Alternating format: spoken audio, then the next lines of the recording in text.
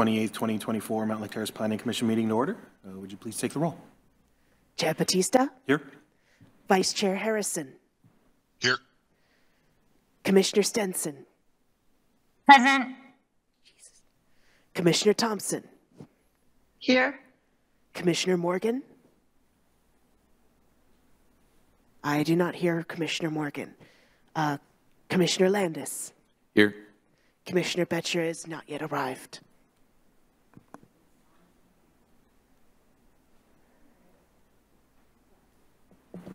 Commissioner Betcher. Yes. All right, we'll go ahead and move on to item number 3, approval of the May 13th, 2024 meeting minutes. Does anybody have any changes or corrections? All right. I'm not hearing or seeing any, so we'll go ahead and declare those accepted as presented. Item number 4, public comment. Is there anybody here tonight who'd like to make public comment? I am not seeing any indication that anybody would like to make public comment. Is there anybody who has signed up in advance online? No one has signed up in advance online. All right, we'll go ahead and move on. Item number 5, overview of missing of middle housing requirements.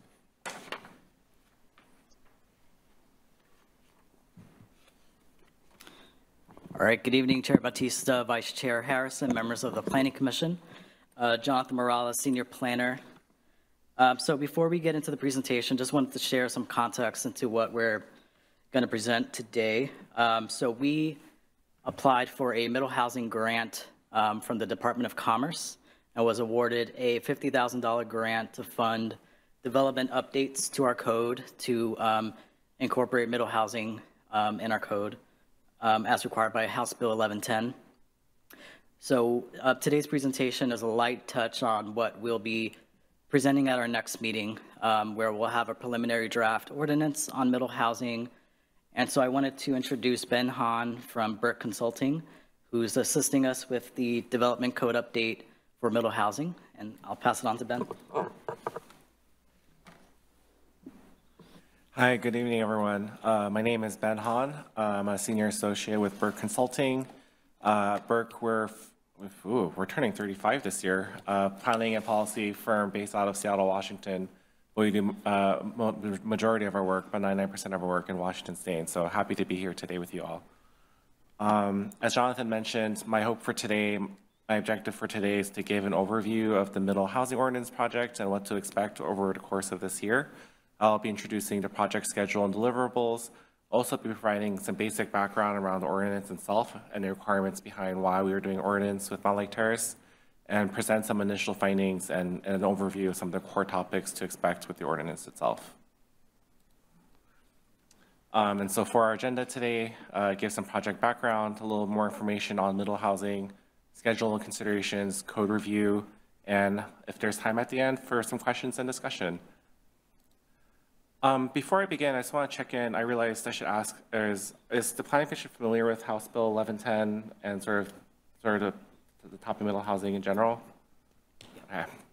And so I won't try to speak too much to it, but I think for me, what's really exciting is the opportunity for this housing bill to allow for additional multiple dwelling units per lot. Really how I like to present this to folks is allowing for the opportunity for middle housing in the same way that we look at single detached housing in cities throughout Washington State. As Jonathan mentioned, this project is funded through a missing middle grant from the Department of Commerce, authorizing jurisdictions to adopt ordinance that at least allow middle housing on 30% of lots zoned as single-family residential. I also want to call out some of the core pieces of this work includes a racially disparate impact analysis and really trying to think about how we can address displacement risk through additional policies to undo some of the more systemic barriers in the past for housing. So I think using a critical lens of equity in this work. I have to give credit to the Plan Consulting team for doing a lot of this work already, and a lot of the work that's been done from that work has helped inform this ordinance as well. So again, the middle housing is thinking about a range of house scale buildings with multiple units, essentially thinking about how additional housing topologies can fit within what's typically defined as entirely single-family homes in a neighborhood. Some key considerations is thinking about how the dimensions and design of middle housing fit within the context of a neighborhood, thinking about a variety of building types, if possible, thinking about alley access as well, but also finally allowing really trying to take advantage of corner lots and blocks as they offer a little more square footage for additional housing typologies. And so again, my lens as I'm speaking to you all today is thinking about not necessarily, just thinking about how new housing can fit within the existing framework of residential housing in Mountlake Terrace today. Commerce provides a lot of great resources, and so I acknowledge the types of what middle housing entails. Of course, duplexes, triplexes, fourplexes, but also thinking about courtyard apartments. This is the only Seattle example I'm providing for today, but I was really intentional about trying to make sure I found examples throughout Washington State around how middle housing looks like today. Thinking about townhomes, which is often thinking about a minimum of 3 units to be called a townhome, and cottage courts as well, or cottage apartments. And again, if you're not familiar, middle housing is often referring to, we often think about housing as homes and apartment buildings, but oftentimes there's a lot of other housing typologies available as well. My writing story, as I always say, is thinking about how housing looked like before World War II with the great suburbanization effort in America. And thinking about how this ordinance will help fulfill other new requirements from the state, middle housing with HB 1220, thinking about making sure cities are meeting their housing affordability targets. Oftentimes, middle housing can be seen as an affordable housing for folks with an area median income of 80% or less of a city. There is some coordination efforts in thinking about House Bill 1337, which provides additional guidance on ADUs in cities. And finally, I just want to call out that I think relatively recently, like last June, House Bill 2321 was passed with providing updates to 1110. The big takeaway in the context of Mountlake Terrace is there are no updates for how we're looking at the ordinance, just providing a little more guidance around, particularly around future bus rapid transit routes in the city. With regards to our projects, I'm gonna move this a little closer because my back is killing me right now. Thinking about project schedule, we are right at the cusp of June. We are working towards submitting a draft ordinance by June 15th. And after June 15th, we'll be working with you all in the city and providing reviews and edits and working towards an adoption of the ordinance as part of the comprehensive plan update, ideally sometime in the fall. With regards to future presentations, as I'll be giving a high-level overview today, but we're really looking forward to coming back to you all on June 10th to dive deeper into what the body of text in the ordinance, again, and come back as we think about the adoption process as well. Lastly, I want to note that Commerce is releasing updated guidance on the ordinance templates that are provided sometime in July. So that's on my radar right now, as even though we'll be submitting a draft, there'll be additional guidance being provided from the state sometime in July. And so we'll be sure to incorporate that information into the ordinance for adoption as well. All right, getting into the meat, the core topics of what is going to be in the ordinance. What I've done is I just took kind of the basic buckets of categories of what's being discussed right now and looking at the city's municipal code. Mountlake Terrace is technically considered a tier 3 city by Commerce. What that essentially means is that it's just a city with a population less than 25,000 people. However, there's some two key considerations to think about when we're thinking about middle housing. First is the fact that the population of Mountlake Terrace is well expected to exceed 25,000 relatively shortly. And so trying to think ahead in the future in terms of like, what does it mean? We're thinking about future growth in Mountlake Terrace rather than the current population. And also there's a light rail station coming. And so there's additional guidance on the light rail from Commerce when looking at particularly tier 1 and tier 2 cities. And so our initial approach in reviewing the code for Mountlake Terrace is thinking about both the fact that the population is relatively close to what's considered tier 2 city, but also seeking additional guidance and thinking about how middle housing can fit within the context of the light rail station opening this summer as well. And so I'm just going to quickly go through these major categories, and then if there's any questions, I'm happy to take them at the end. First and foremost, the Commerce requires jurisdictions to adopt 4 out of 9 allowed housing typologies for middle housing, but also out of the 9, we're kind of looking at potentially adopting 6 of the 9 at a minimum, if not all 9 typologies. Base unit per lot density is a new term that I'm coming to terms with, but essentially what this means is that this ordinance is not designed to eliminate single-family housing altogether in Mountlake Terrace. However, it's about opening the opportunity to, if a developer had a piece of property, that they could either build a single-family home or they can build a minimum of 2 units on that lot. It's not defined by the square footage of the parcel, just a straight count of you can build a single-family home or you can build a duplex. And so, again, my approach with thinking about this ordinance is really thinking about how do you allow for the same opportunities for middle housing as single-family has within Mountlake Terrace. In terms of additional density considerations, when thinking about if you're within a quarter mile of a major transit stop, which in the context of the city, it's the new light rail station, there's a recommendation to increase that unit density to 4 units per lot, either when you're within a quarter mile of a light rail station or if a developer is providing at least 1 affordable housing unit as well. This is the current topic that I know this will be a topic for additional conversation in June, but I just want to bring up that there's a lot of great opportunities in thinking about the connection of higher residential densities near major transit stops, but also the need to provide affordable housing as well. That's not quick question. Yes. You quickly mentioned was it a quarter mile? Is that the official, what near means?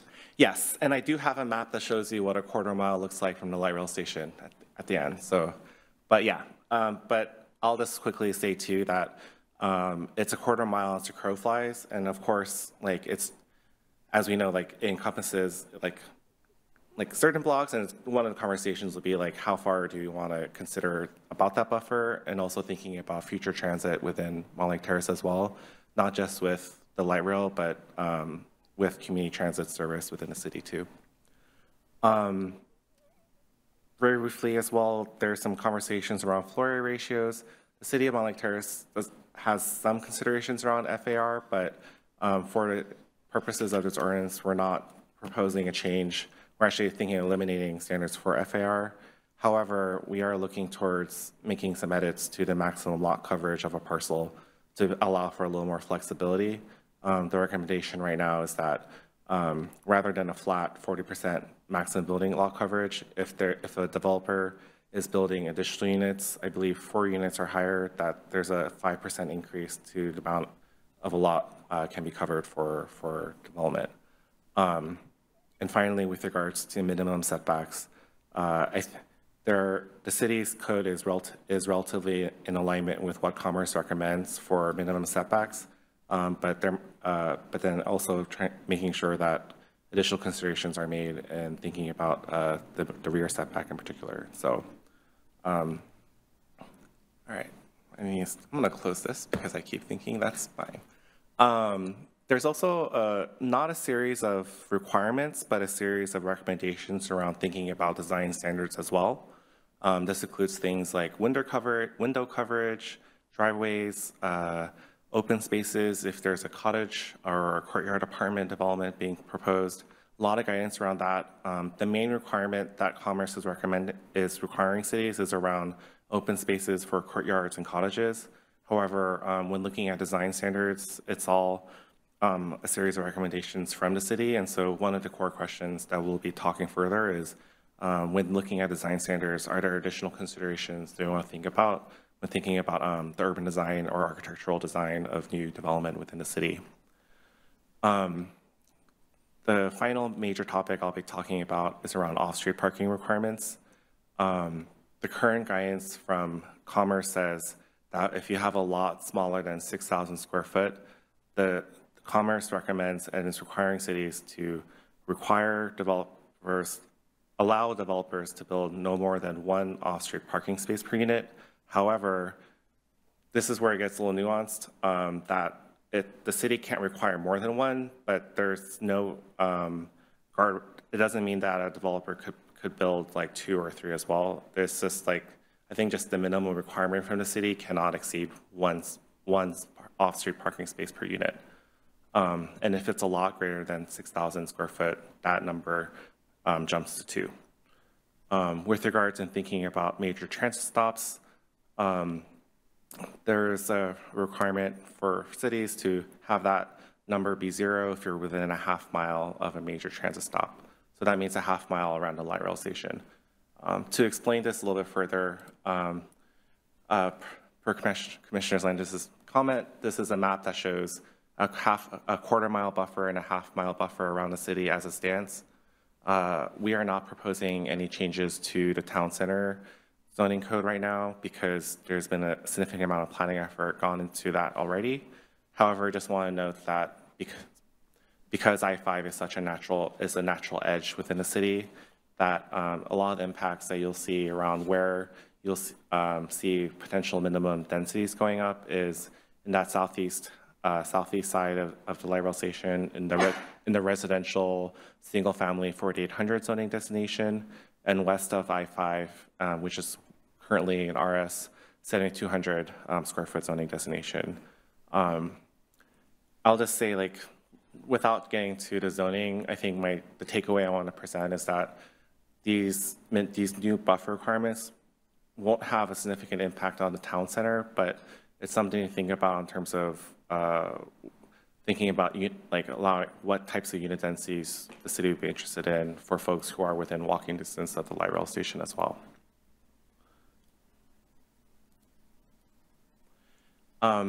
And then I'll just close out by saying, as I mentioned, our approach with the ordinance is that even though Mountlake Terrace is a Tier 3 city, I think it's really important to think for a little bit further into the future, and knowing that the population of the city will exceed 25,000 in the foreseeable future. Therefore, it's really important to think about additional considerations for that growth, especially when you have a light rail station coming in, really trying to think about what is the appropriate land use connection to this significant transportation investment. But also, just from my experience talking with a lot of developers on middle housing, one of the big core themes I heard from speaking with developers is allowing for design flexibility in terms of ensuring that it's the process and putting in permits and penciling out middle housing is as flexible as possible as well. And so, again, it's not meant to, what the current law states that middle housing can't have any more constraints than a single family housing can have within a city. Yeah, and I'll just pause here to see if there are any questions. I just want to check in with Christine and Jonathan, make sure there's some time for discussion. Yeah, I've got a quick question. When we're talking about the 25,000 population threshold, what is the official trigger for the state to now say, hey, Mountlake Terrace, you're no longer a Tier 3, you're now a Tier 2? Is it just the decennial census, or is it those estimated updates that happen periodically throughout the 10-year period? I believe the information was pulled from the Office of Financial Management, which is used for a lot of growth calculations and allocated targets. And so the city, there's actually a great website that I can share with you all that provides all the guidance that we're pulling from in terms of what makes a Tier 3 city, what makes a Tier 2 city, and you'll actually see the template text for ordinance as well if you want to review that in advance of June 10th too. Okay, great. Yeah. So for 2023, the OFM population estimate was about 23,800 something. We're waiting for 2024 estimates, and it's anticipated that that will grow at least a couple hundred.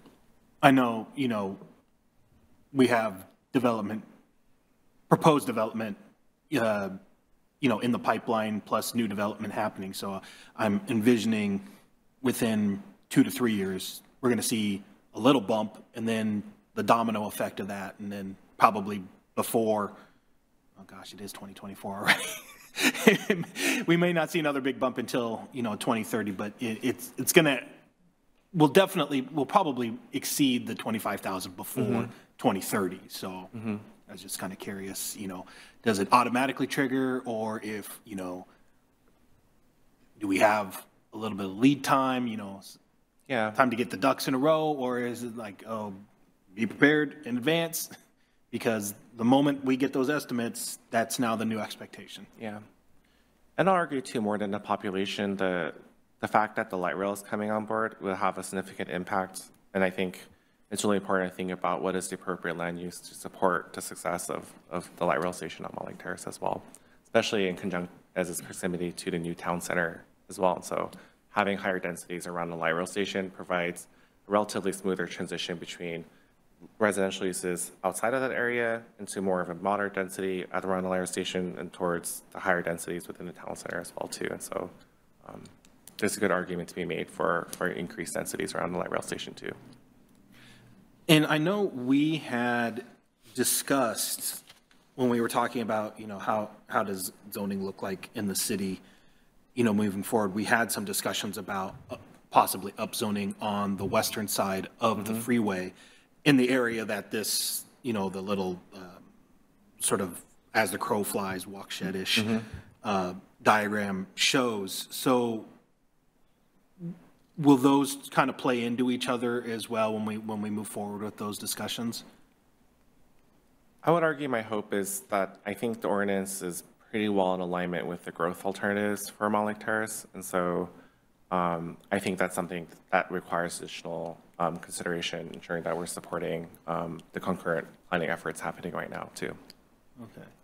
Chair Batista, I think how we're trying to meld these together is exactly that. We're taking a look through the comp plan and through our environmental impact statement, those alternative 2 and 3, which is in step with a good portion of this middle housing, which we knew was coming around the light rail station. Some of the things that we talked about around transit corridors to answer these exact questions. And it's a matter of where do these things really fit? I would argue probably within 2 years, we're going to be over 25,000 in population, easy.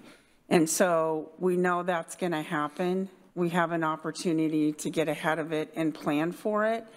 We're going to be updating our codes as well, and we need to really look at all of our zoning with all the new legislation.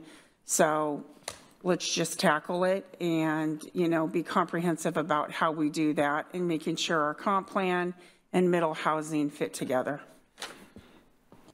And then I also, when I think about, we talk about quarter-mile distance from the light rail station, and, obviously we have a couple of bus routes, running through the city, but I'm not 100% sold that a quarter-mile buffer for the bus stops is appropriate, maybe something smaller like an eighth of a mile or something, in addition to also, especially development on the, if it's like on the arterials or on a busier street, seeing about having the development, incorporate, an alley or some sort of off-street access,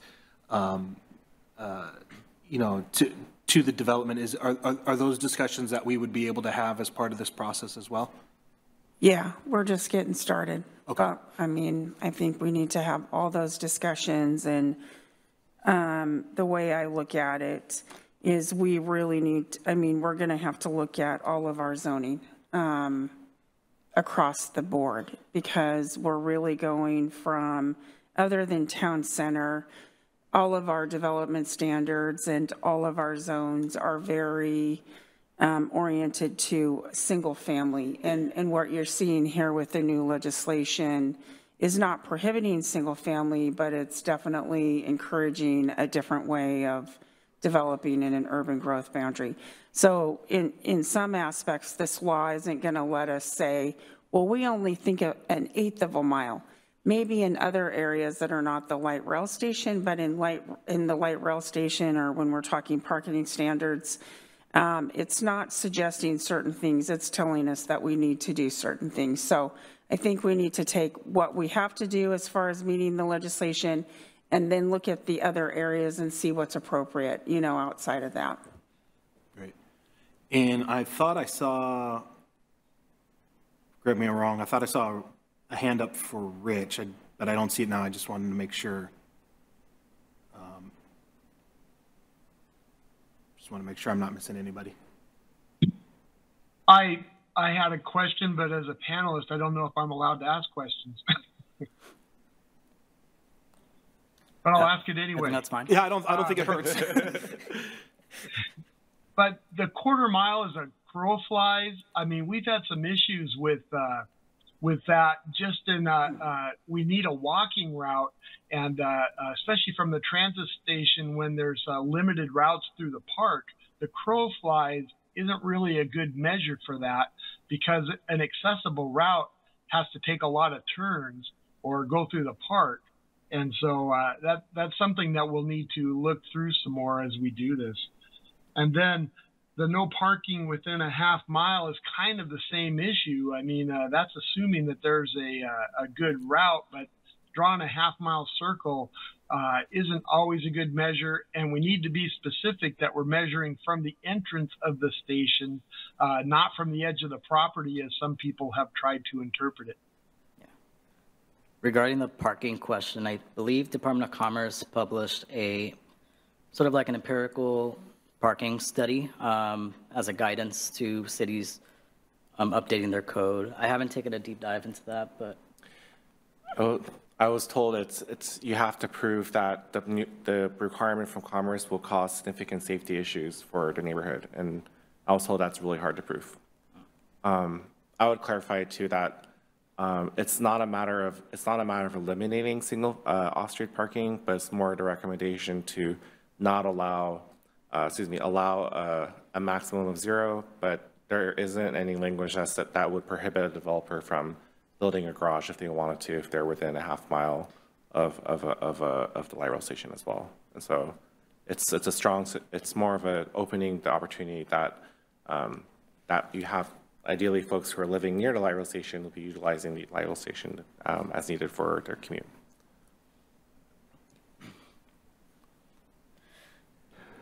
I see this as a pretty aggressive timeline. We've got one review point between now and when we're expected to make a recommendation on code. Is that correct?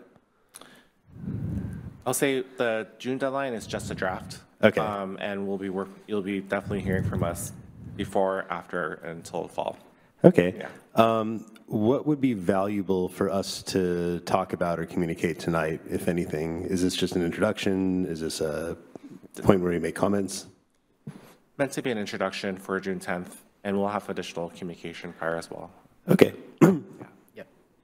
I'd also like to assure the Planning Commission the only reason we have to have a so-called draft is because of our grant.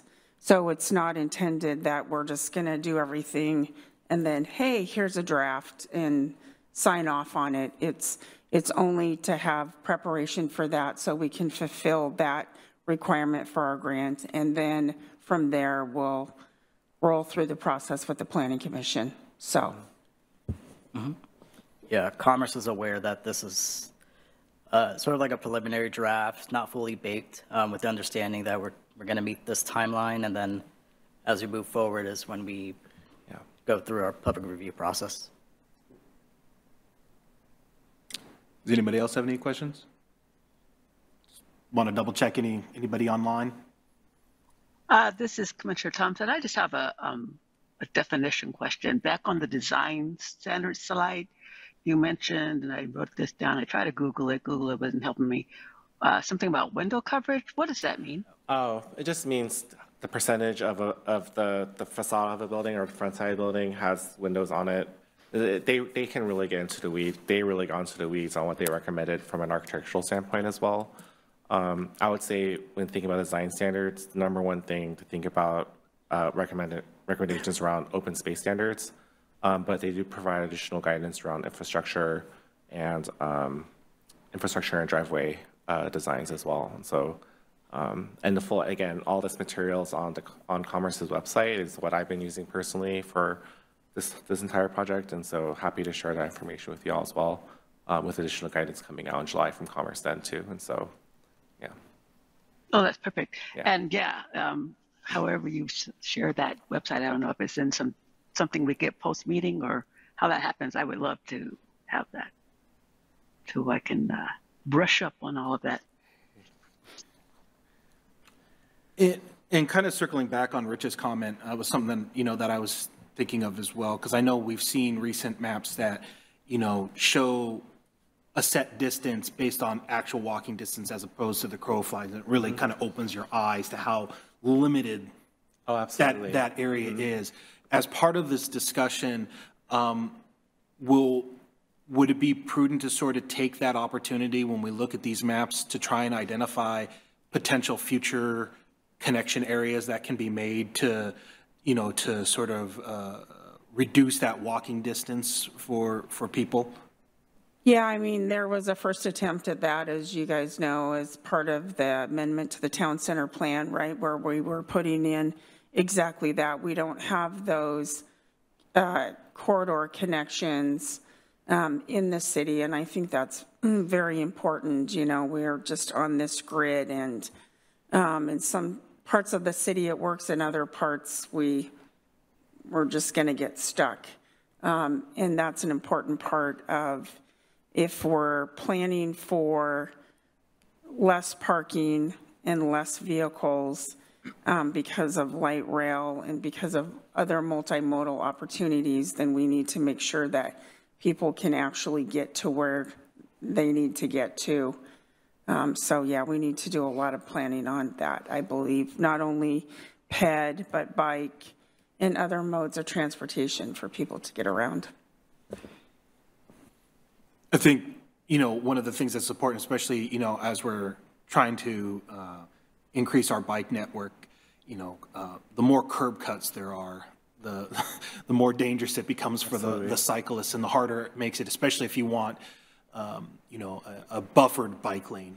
I mean, in the city right now, we pretty much just have sort of a painted stripe bike lane, but buffered bike lanes are better, and cycle tracks are even better than that. But the success of those really rely on limited curb cuts, and that's one of the reasons why they work really good in like downtown areas, because those buildings usually have alley access, and they're not, you know, on, you know, the access isn't off of the main arterial, whereas, you know, in our jurisdiction, we have a lot of, you know, a lot of curb cuts, a lot of on-street access. So I think that kind of also gets back to the, you know, my idea of, you know, thought about us, you know, if we can get the access off the main street, really cut down on those curb cuts, that would make whatever, you know, whatever kind of walking and biking path, you know, a little bit more successful and safer for the users as well. So it'll be interesting to sort of have these conversations. So as we move forward, just some guiding questions for our next meeting that it'll be good to start thinking about is, how do we know we're successful? So what are the metrics we're going to be using to ensure that we're complying with the state requirements, first of all. And then vision for middle housing, as we demonstrated through the rough alternatives development, in terms of density, what does that mean for code? So next meeting, June 10th, we'll do a review and discussion of the preliminary draft middle housing ordinance. And then on June 15th, we'll be submitting that preliminary draft ordinance to the Department of Commerce. And then we'll have more details about subsequent steps after that. All right. All right, just double checking. Anybody else have any additional follow-up questions? Not seeing any in person. Don't see any online. Okay, great. Thank you. Awesome. Thank you for having me today.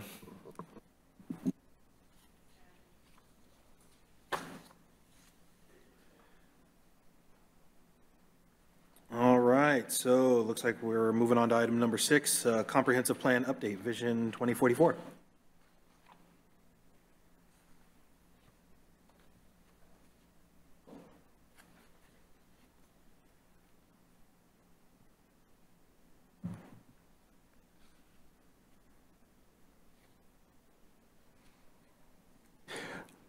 If it's okay, while they set up, I have a brief question. Yeah. I'm looking through this packet here, and I sent a bunch of comments on May sometime or other. I don't see a confirmation that my comments were received, and I don't see my comments in the packet here. Were they received?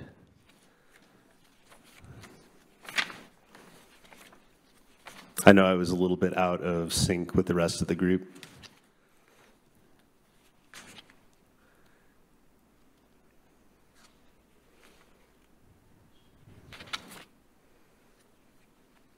Sorry, Shannon, can you answer that? Yes, unfortunately, we only received the comments that are currently in the packet. All right. I'd like to clear that up at some point because I do feel like I had comments as well, and I do see that I had sent them. Maybe we discuss offline and possibly revisit this topic at some meeting in the future. Do you know what date you sent them, Adam? The 11th Okay. of May.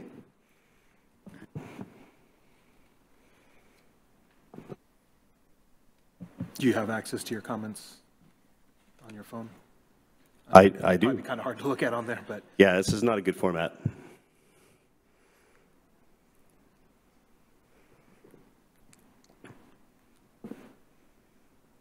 we'll definitely get it added to the official group. But I guess, as we're talking through these tonight, if you're able to remember or see anything off of your reference, definitely bring it up. Sure, sure. I think they can be divided into big general points. Okay. What we can do is add it to the meeting minutes as a record of receiving your comments, and then it'll get incorporated into the draft plan. All right. Yeah. Sounds good. All right, so good evening again.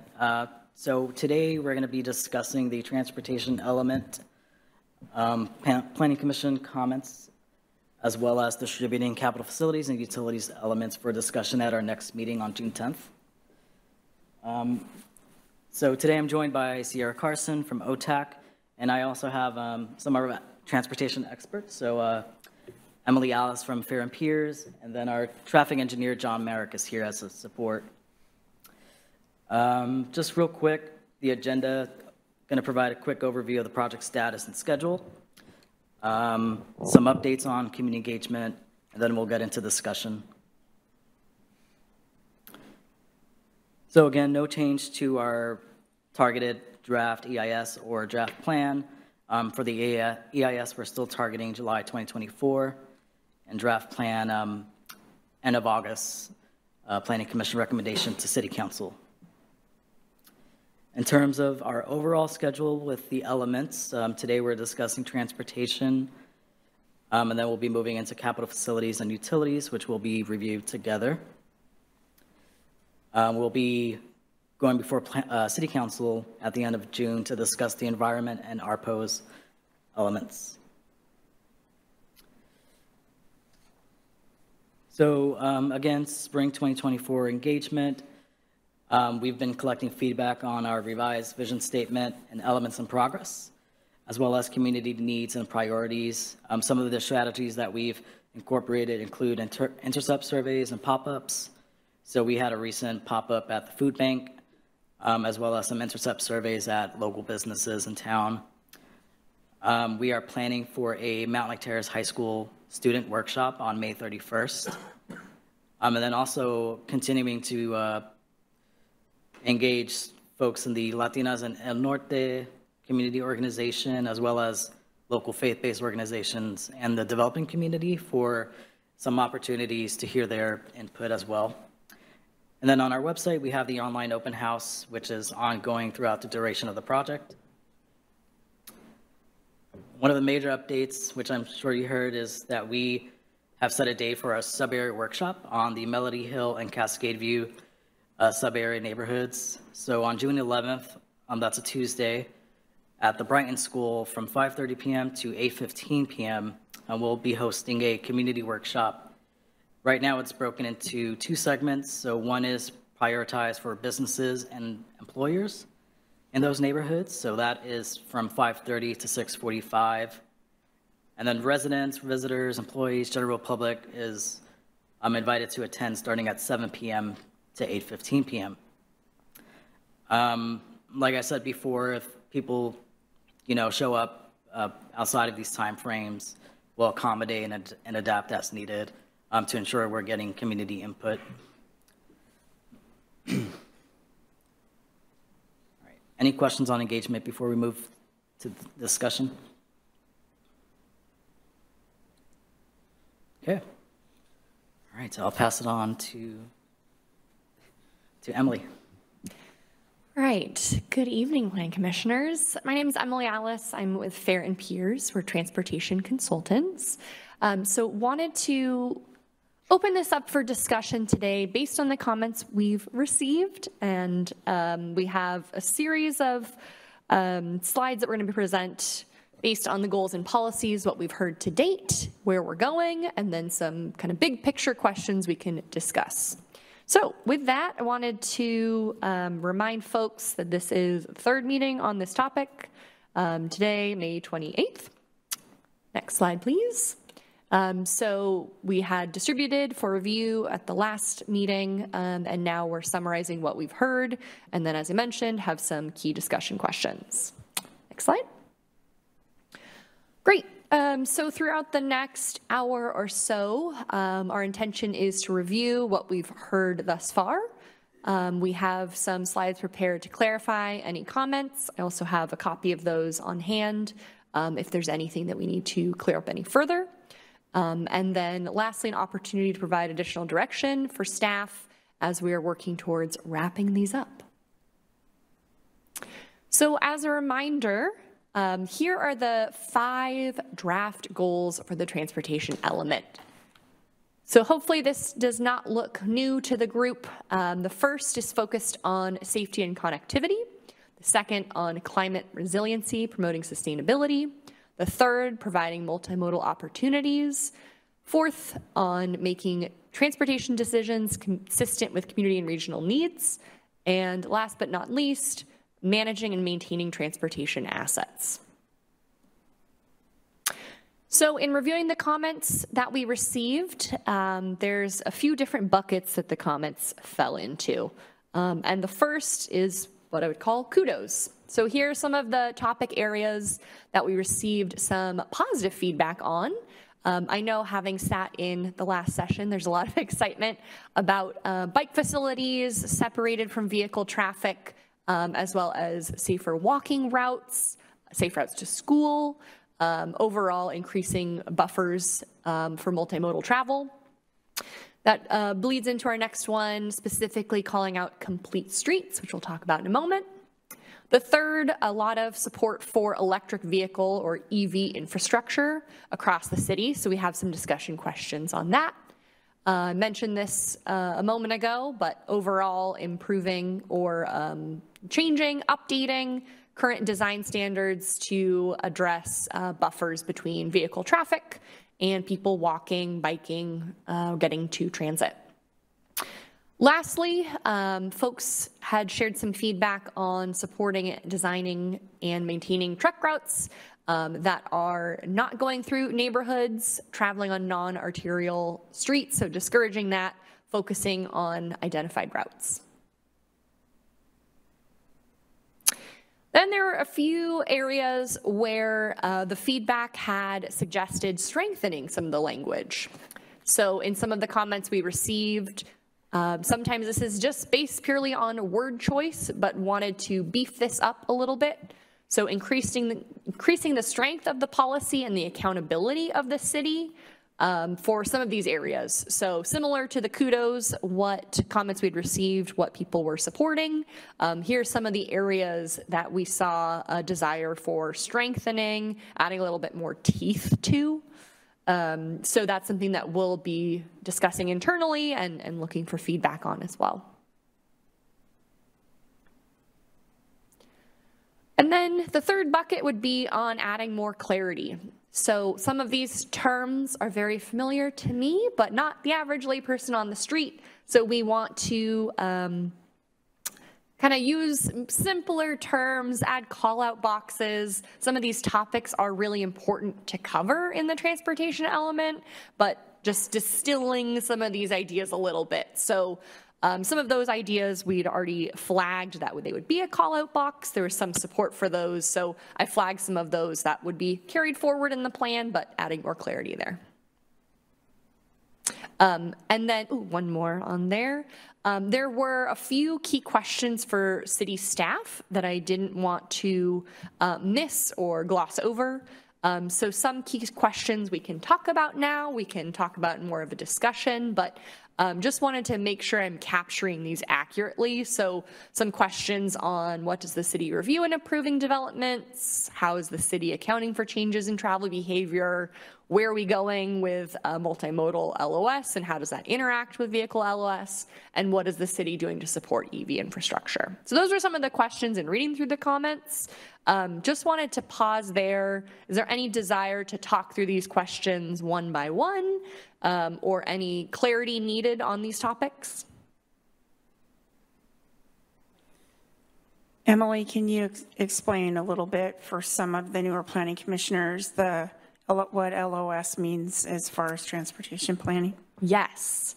So level of service, or LOS, is a measure of a system performance. So let's kind of de-jargon that a little bit more.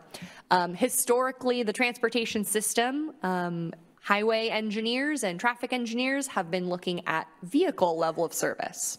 So there are categories typically looking at intersection delay. So when you get to an intersection, how long are you waiting to get to go? So that's a range from A to F based on how many seconds you're waiting before you get that green light to be able to go. So that is kind of where we've been as an industry looking at vehicle performance. Then we have kind of been moving and adjusting our best practices, not just looking at cars, but looking more at person trips or people, so other modes of travel. So the city, we've had conversations on this. We're working on multimodal networks. So we're thinking about people walking, biking, riding transit. What are those desired networks and what thresholds does the city set to get there in the future? So that's thinking about this from a more multimodal perspective versus the LOS that's traditionally been looking at vehicle. Of course, there are still a lot of people getting around by car, so that's something that city will be looking at, but want to clarify that's not the only thing that the city would be looking at. I've got a quick question. Sure. When it kind of comes to that, you know, when we talk about adding bike lanes and, it's not always possible to acquire additional right-of-way, so we're generally doing a road diet. When, I know the feds have a standard for, hey, you can still do a road diet if your average daily vehicle trips are X amount. Can't remember off the top of my head. But that's, those counts are like throughout the full day, and obviously they're, the peak morning commute and the peak evening commute, the pressure is a little bit more intense. I know that perception is more than reality when it comes to, oh, I have, there's one less lane, I've got to wait so much longer, it takes me longer to get through. And it turns out it was like a 10-second delay than what it used to be.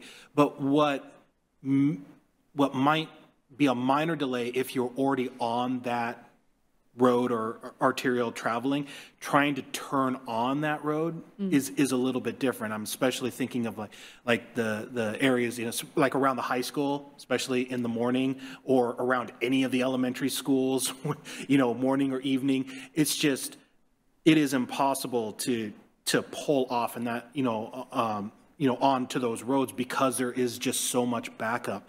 And when you take away the ability of throughput by cutting down those lanes, you sort of exacerbate that condition. Is that something that you guys will be looking at as well?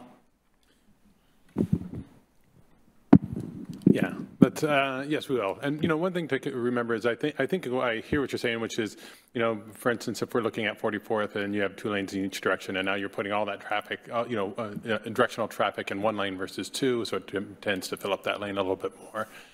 But something to remember as well, though, is a lot of times with like a road diet, something along that line, you have a center turn lane. So now, as a driver, as you're trying to get off, that gap in one direction might take a little bit longer to get to, but you're not looking for a gap in both directions of traffic, so you can use that center left turn lane. So sometimes that makes it a little bit easier to make those turns. So, but yes, we'll be looking at kind of like how as part of our modeling, kind of how that corridor would flow with a like a road diet. So, did that answer your question? It does. Okay. And then the sort of the follow-up, and I kind of mentioned it too, is like, I know cost is a big consideration. And so we try, with the road diets that we've done, we've tried to work within our existing right-of-way. Is it feasible for some areas to look at that and say, hey, okay, we definitely want to add a bike lane, but we want it to be better. We want it to be a protected bike lane. We definitely want to have the space for street trees, and we want a wider sidewalk. So in that case, there just isn't enough right-of-way space, and then we're looking to acquire additional right-of-way space. Is that something that would be on the table as a possibility, or is that just from a practicality standpoint, from the city's budgetary standpoint, it's just like, we can't do these projects assuming that we're going to be able to get additional right-of-way? Right. We're only going to do so many main streets within it, right? Yeah. So Main Street, we're looking at reconstructing the whole roadway, and so then we can kind of look at kind of that cross-section. We can get those, acquire the right-of-way to get those wider sidewalks, wider planting strips. But for a lot of streets, we're going to be we'll likely be looking at building within kind of that curb-to-curb framework, unless we are successful in getting outside funding. So I think initially it's like, how do we get those elements that we want in there? And there's going to be some trade-offs that we're going to have to kind of make. We're not always going to get exactly what we'd like, but trying to kind of accommodate for those modes of transportation that we want to incorporate is probably going to be key. And how can we do that most expeditiously? So it might be that we come in and implement some improvements, and then we can still at a later date kind of look for kind of a if we are able to get funding to kind of reconstruct a street, looking at what that would be. But I think, I don't think we want to kind of initially just wait until we have the funding to kind of reconstruct those streets, because I think that's, we'd be looking at a long timeline to implement some of like bike lanes, for instance. So, and in cases, we might not be able to get like a protected bike lane. We might be able to get a buffered bike lane. So there's going to have to be trade-offs as we were looking at these, as far as like trade-offs between parking, lane widths, other facilities, and looking at that as a whole. So, so I think what we'll be doing looking forward is how can we kind of expedite or kind of most effectively kind of get some of these connections in with likely the infrastructure we have to date.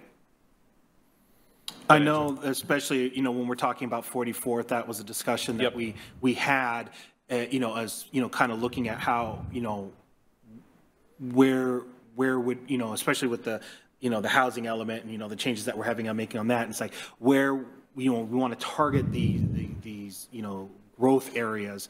And, that 44th corridor was identified as one that definitely could have, an upzoning. And so, the way I sort of envision that is like, right now it's a mile-long stretch between the two grocery store shopping centers. There's huge potential in the north end just because it's all aging multifamily as it is. We've got a small little commercial pocket roughly about halfway in between, a little closer to the south end, and then of course the south end grocery store.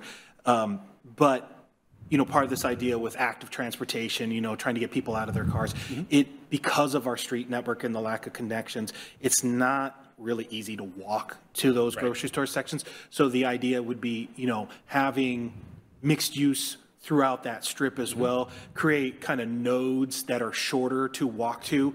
And then, when you have a node that's easier to walk to, again, perception, it's not as imposing to go that additional few blocks as opposed to going the whole mile.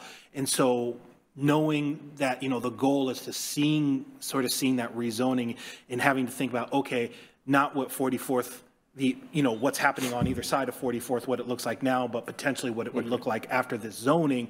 That's when, it really starts to kick in, is like, wow, if we can, now 44th is especially wider in some points than in others, but if we could, figure out a way to sort of have our cake and eat it too, have the wider sidewalks, have the protected lanes, and then not, because that's a busy road, not cut it down so it's just, traffic just backs up.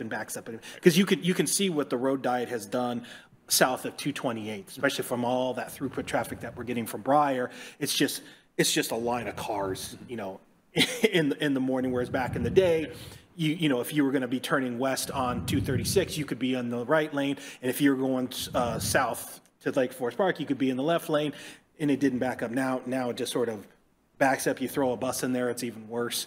And so when you sort of compound that and you add 44 to the mix, and just, you know, I'm thinking about that as well. It's like, oh, wow, you know. So, you know, one thing I would say is that, you know, that's key, which is as that development occurs, right, making sure we have the right, in our code, the right standards that we want for those sidewalks to be built, so that in those specific areas, you know, they are building the wider sidewalks as they're doing, and giving us maybe that additional right-of-way as they're doing that development, so we can get that more comfortable feel.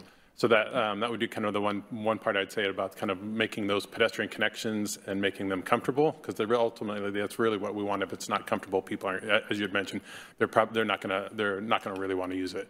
And then as far as you know, one thing I would also kind of just have you kind of think about, which is, you know, in talking about like for a road diet, maybe a longer line, a longer queue at some of the, in some locations. Typically with road diets, you see your traffic speeds down, and so that's one of the things we want to look at is how do we enhance safety through the city, and a lot of that gets into kind of managing speeds on corridors. And so something like a road diet can really help manage the speeds along those corridors as well. So we're looking at kind of the overall, we do want to look at throughput, but we also want to look at how that roadway and how the system operates kind of from a safety level as well. And this comment's more of a land use comment, but it's kind of related to the transportation, you know, especially because we want those active wide sidewalks. When it comes to the development itself, rather than letting them build up right to the sidewalk, we might want to consider having an additional setback so that allows the space to activate the streetscape without imposing on the sidewalk itself. I know the issues that we deal with in Seattle right now is, hey, somebody wants an outdoor cafe, but this is one I had to go out and do measurements for. They want it on Queen Anne Avenue, like a block and a half away from Key Arena. And it's like the sidewalk is only 12 feet. We are requiring a minimum of 8 feet of pedestrian clear zone. And then, oh, wow, there's a Metro catenary wire pole right in the middle of this restaurant's area that they've identified, which cuts that, you know, their operational footprint. Instead of having like an outdoor cafe, they have a space 2 by 3 for a half a table and maybe a stool. You know, so it's just, we want these active streetscapes, but we also want our wide, you know, sidewalks, you know, for people to actually utilize. So having to look at that and realize, okay, we don't want to limit the ability of the development to occur, and, you know, we still want it to pencil out, but we have to be mindful. It's like, maybe not let them build up right up to the lot line, have them to be set back a little bit, maybe, you know, especially on like key corridors, just so we're sort of creating that space in reserve for the tenant or the building owner, whatever they want to do, they have something they can do there where it doesn't impose on what we want to do with sort of the public right away. So again, that's more of a land use issue, but it kind of ties right into sort of our thinking of what we want in terms of transportation. So.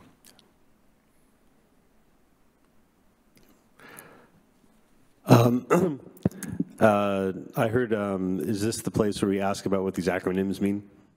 Sure. All right. And I'm interested in to hear what the context is for how you're thinking this is going for Mountlake Terrace. Like what the, you know, specifically, I think I was not quite sure how intelligent transportation systems and transportation demand management work for us, especially, like, I don't know if our transportation patterns are still quite so peaky around like commute times, or if we're looking at, you know, maybe like, you know, schools are mentioned, like, what does this kind of look like here? Well, I think when we're talking about intelligent transportation systems, you know, one of the things we're looking at is the adaptive signal system that we're looking at for 220th. That kind of really can take real-time input from a volume and kind of adjust signal timing to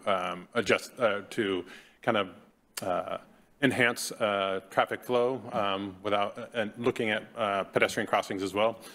So that's you know, looking at how those volumes are changing throughout the day. That's one element. It's also looking at things like helping transit get through intersections and corridors, so maybe looking at bus lanes or queue jumps for buses or transit can get through. So when we're talking about transportation system management and intelligent transportation system, there's a variety of things out there that I think we want to start looking at that we haven't really incorporated into Mountlake Terrace so far. But I think, you know, that's why, as we're looking to update the comprehensive plan on the transportation and the TDM, looking at what types of projects and elements make most sense to help us kind of get the goals that we're looking for. Okay, and that's similar to like, you know, parking management systems would be some like they have in Seattle. They have like the aggregate of all the parking, and you have the signs where you say, you know, so things like that. Then that could be some that would be another form of active management or intelligent transportation systems. Yeah. Okay, cool. I think I understand a little bit more. Transportation demand management, is that looking at working with businesses to schedule things? Is that looking at working with schools to like develop queue areas, that kind of thing? Certainly, yeah. It can be all those things. Anything that kind of help you manage kind of the volumes of flow that are coming into the system, or kind of disperse that a little bit more. Yeah.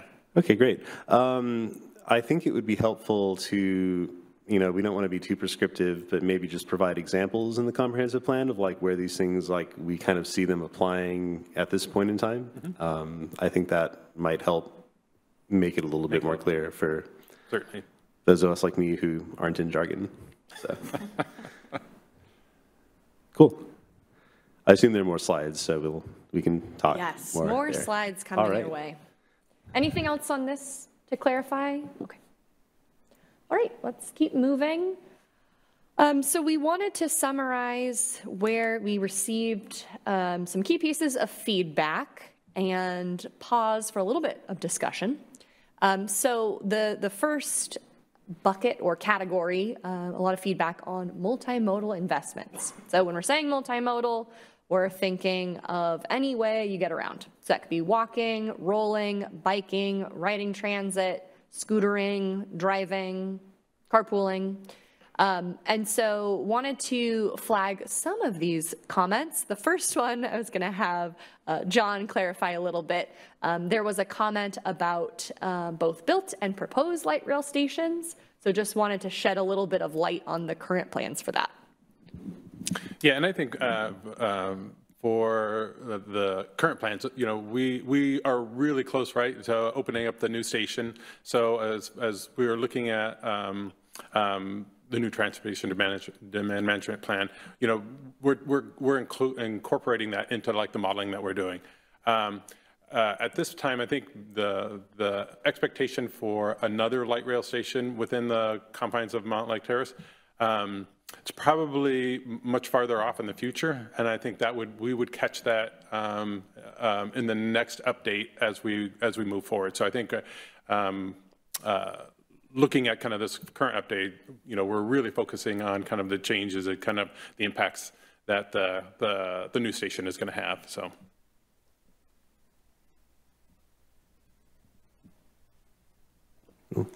Is this an appropriate place to make comments, or should we make them comment by comment? And are we going like policy by policy?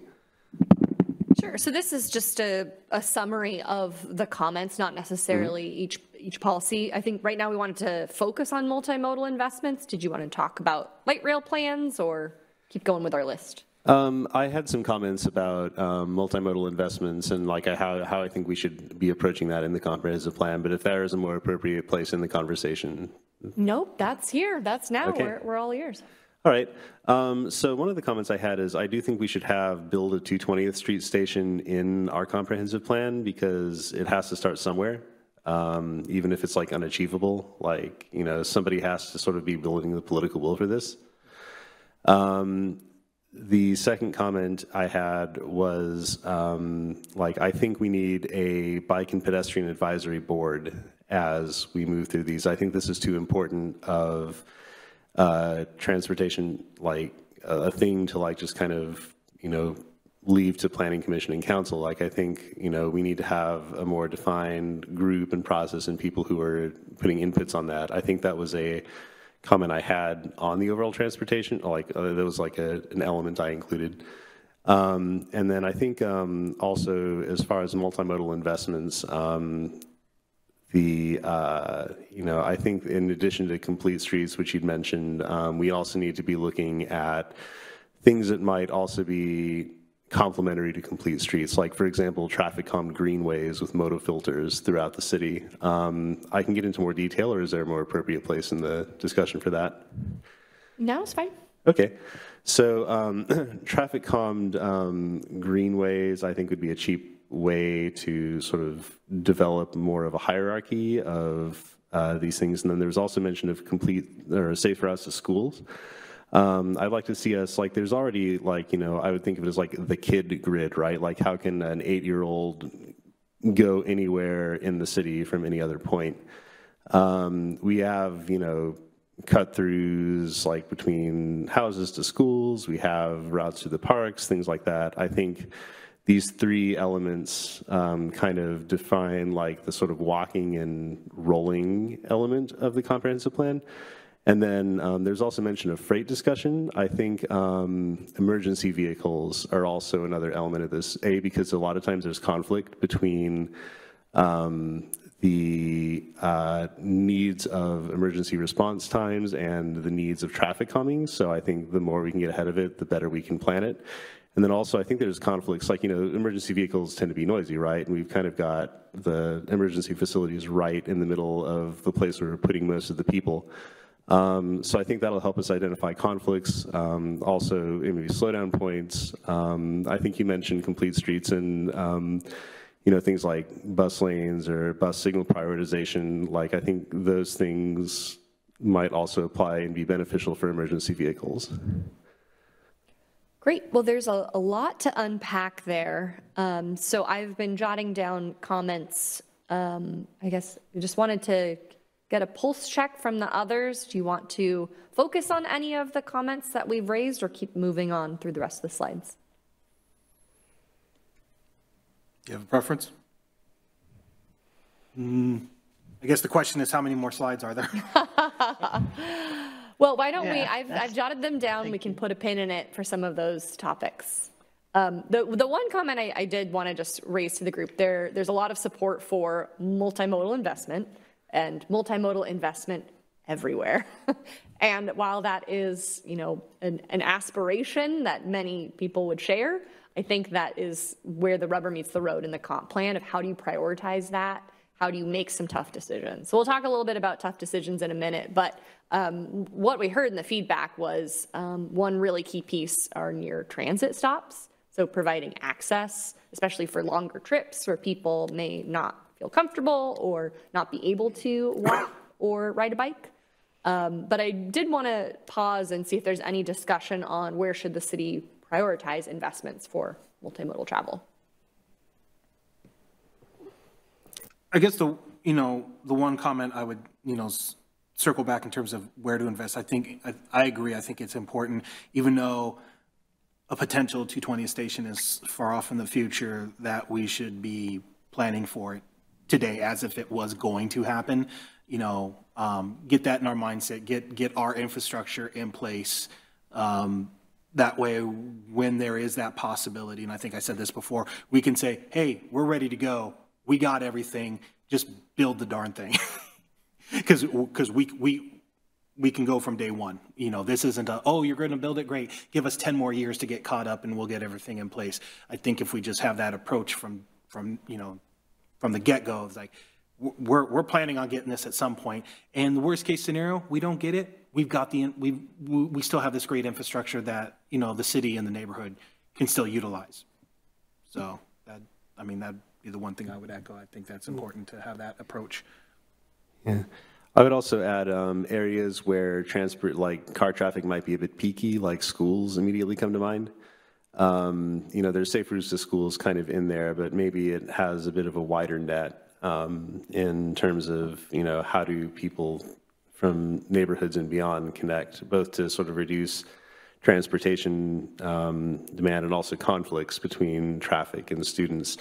Like 44th outside of Mountlake Terrace High, or even 220th and 58th outside of Brighton School. Those are kind of hazardous intersections to navigate.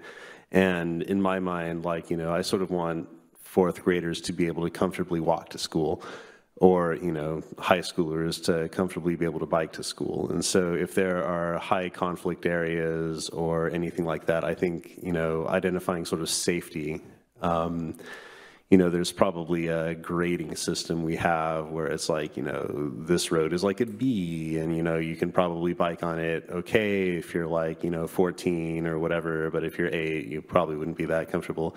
I think this element of like safety and conflict in areas where there is a lot of traffic and it's kind of peaky is important too, in addition to the transit center, which I think makes a lot of sense and is more of a future thing, but like the school stuff is kind of a now thing because we are seeing those problems, and it's probably about as bad as it's going to get. Great, thanks. And I think one thing you're speaking to about, who are we designing bike facilities for? That's something that we've been talking quite a bit about, level of traffic stress and designing facilities with those users in mind. So that's something that is a little bit of a foreshadowing of what we're working on now to kind of revise the current bike network with that in mind. Did you want to say anything? Okay. Okay, great.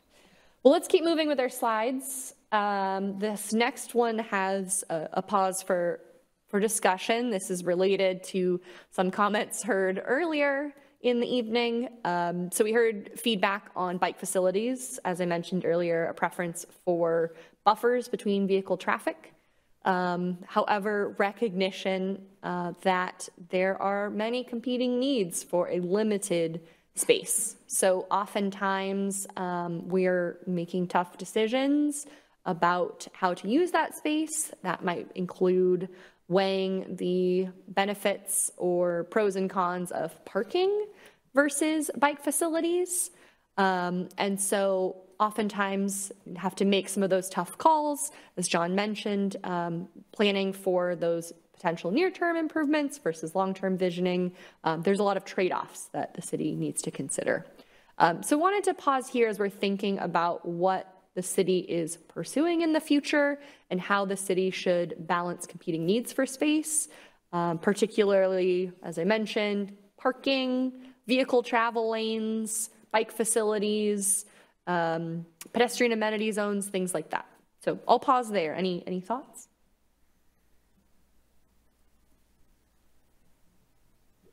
Sorry, I'm not sure if this is the right spot for this, but when we do together the final verbiage on the code or however we do it, I would like it to be really precise. Like just saying bike lanes should be buffered gives me a lot of fear. I was just in Bothell over the weekend, and when you're in that kind of downtown new development area, there's buffered bike lanes that are sandwiched between 2 rows of parking. So, and as someone who bikes a lot, I'm going, that's a nightmare, because that's just open doors on both sides. Mm-hmm. I'm saying I'd rather be on the road than in between this bike lane. So I would just like to make sure when we get to that point that it's clear that buffered is not just like buffer from the road or something, like it's also buffered from parking. However, I'm not an expert on that, but sure. Just make that clear. Yeah, I think that's a good point. I mean, I think when we're talking about buffered bike lanes, we're definitely talking about some type of buffer between the travel, the through travel lane, we'll say, and that bike lane. That can take shape in different ways. One, it could be like a raised buffer, right, where there's not the ability to cross. In some cases, I know Seattle has a number of like parking buffered bike lanes where they're using parked cars. If you're doing something like that, it's typically you would want to have a wider buffer. So part of the type of facility is really going to be dictated by how much space from curb to curb we have to work with. So I think where we really want to try and get those buffered bike lanes. But sometimes there's just not the space. And I think that's kind of what Emily was kind of talking about as well before, which is, looking at the space we have and then trying to do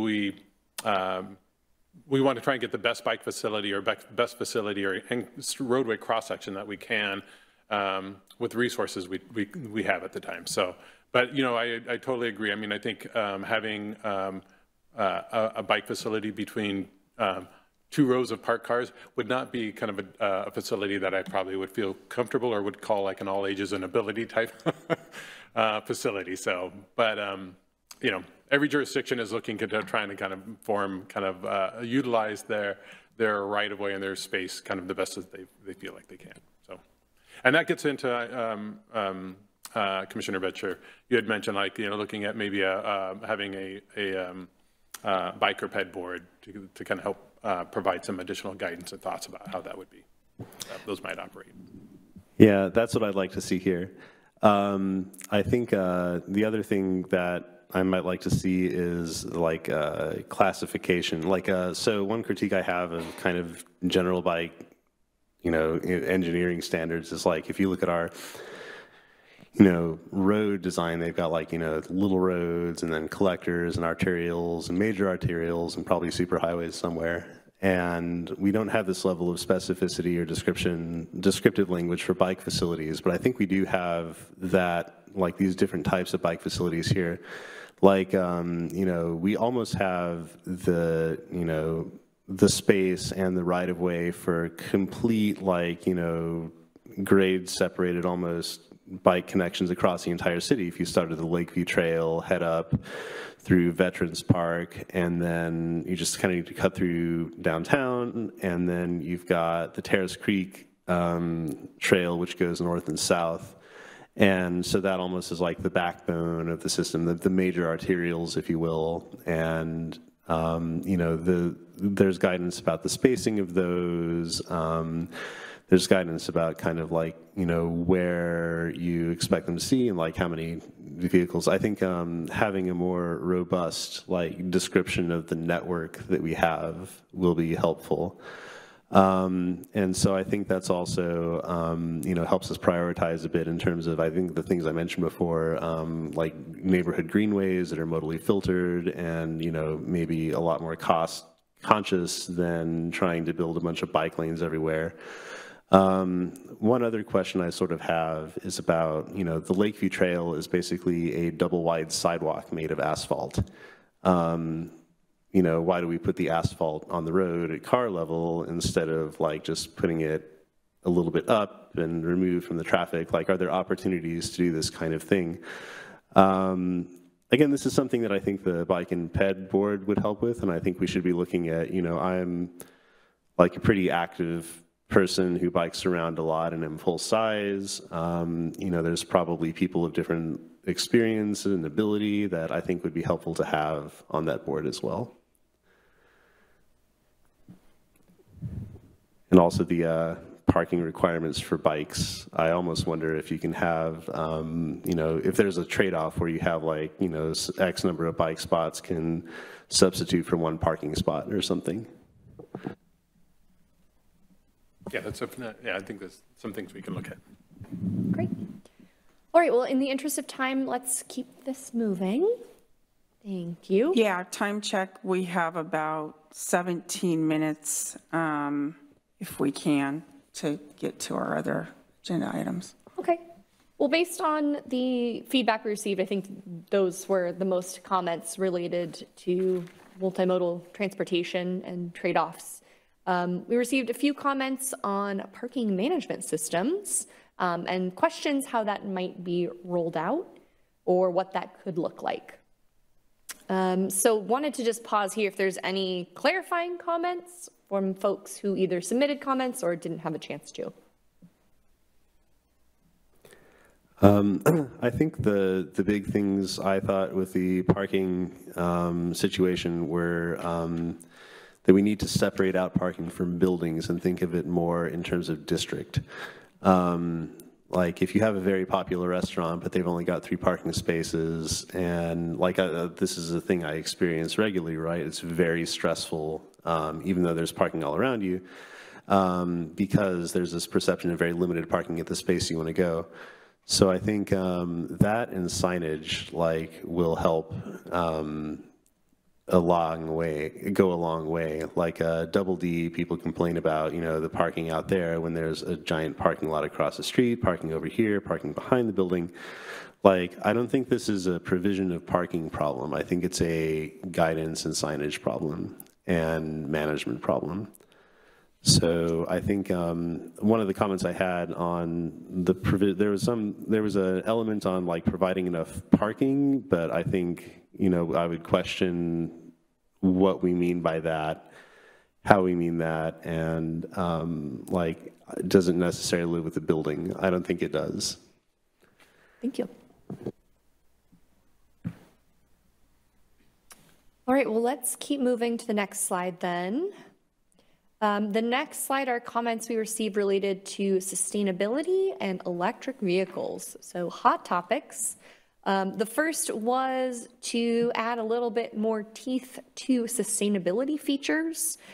So some concerns that it was a little too soft there and add more accountability to the city to use best practices for sustainability. So any clarifying comments or thoughts on sustainability as it relates to transportation?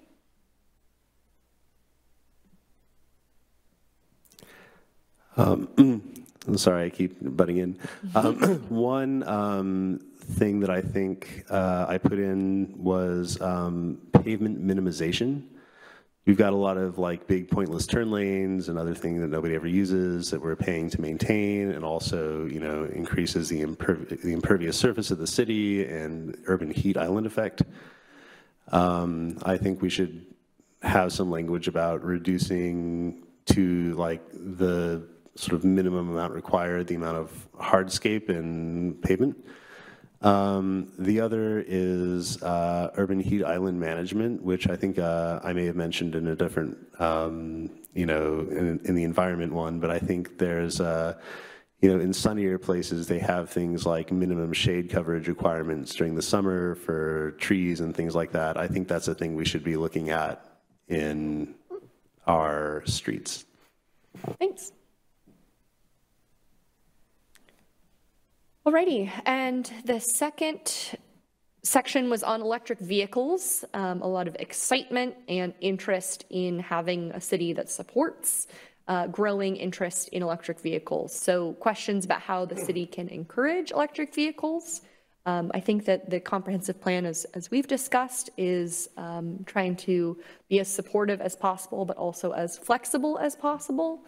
So I think that some of the siting decisions would be determined at a later date with development, but at a high level, this would be including policy language supporting some of those decisions.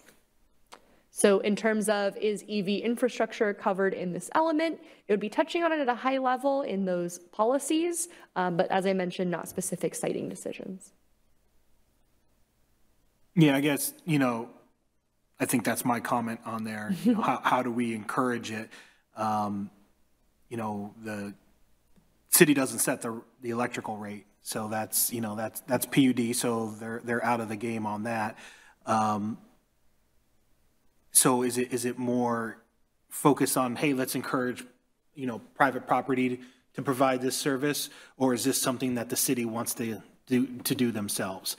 You know, we obviously every other week we get front seat view of how the city's electrical chargers right here are being utilized by people. Even at this late hour, you go out there, there's always a car parked in there, and if we're out there chit-chatting after the meeting, you know, you could see somebody who had no other business in this complex but to charge their vehicle. You know, they came from off-site, charging their vehicle, they come, their vehicle's done, they come and they leave. So that clearly says, okay, there isn't enough infrastructure in the city. But really, who should that be on to provide? You know, it's just because if you tell them, hey, you got to put X amount of stalls in your parking lot or your parking structure or whatever you got, and then they're just going to come back and say, no, now I don't have parking for my customers and nobody ever uses these stalls. We're not like Seattle. You know, there's a lot of on-street parking, but is it worth it for the city to put, you know, chargers in the right of way? You know, Seattle's working with a City Light, you know, SDOT and City Light are working together to put, you know, chargers in, you know, in the right of way for use. Is that something that, you know, we want to look at? You know, can it be justified here? You know, the neighborhoods here are a little bit different than some of the neighborhoods in Seattle that are being targeted. Does it really make sense? So I guess the point is like, I could see, yeah, we want to be encouraging of it, but what does that really mean? How does that, flesh out to be supporting in a way that it would actually get results? Yeah, I've got some thoughts, but do you want to take a first pass? And I would say, I think there again, it's encouraging those new developments. I think the challenge with, as you had mentioned, City of Seattle is working with City Light to kind of install this, but charging stations in the right of way. There's definitely some challenges with that as far as like how do we how do you make those ADA accessible? The resources to put those in and maintain those, who's paying for that, the energy charges associated with that. So I think there's a number of things to kind of explore and unwrap if we wanted to go that route. So I think initially our thought is encouraging and new development to have those EV charging stations kind of within their site. Yeah, those were. Did you have anything else?